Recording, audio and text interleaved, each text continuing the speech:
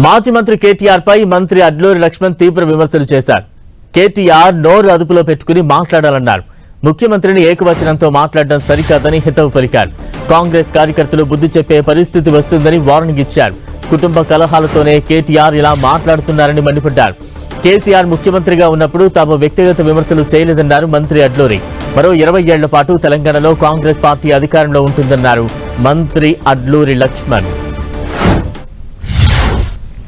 KTR first నోరు దగ్గర పెట్టుకొని మాట్లాడడం నేర్చుకోమని. ఫస్ట్ రాష్ట్ర ముఖ్యమంత్రి పట్టుకొని ఏకవచనంతో మాట్లాడడం మానేయం. ఫస్ట్ ఏ రోజు కూడా నువ్వు 2014 నుంచి 18 చిరుమను నువ్వే రాజ్యం నువ్వే రాజు పరిపాలించి యువరాజుగా ఈ రాష్ట్రాన్ని పరిపాలించిన నువ్వు ఏ రోజన్నా ప్రధాన ప్రతిపక్ష కాంగ్రెస్ పార్టీ అప్పుడున్నటువంటి ఎమ్మెల్యేలు కానీ అప్పుడున్నటువంటి ప్రధాన ప్రతిపక్ష నాయకులు ఎన్నడన్నా మాజీ ముఖ్యమంత్రి కేసీఆర్ని వ్యక్తిగతంగా ఆయన బాడీ లాంగ్వేజ్ను వ్యక్తిగతంగా ఆయన ఆహభావాలను మాట్లాడిందా?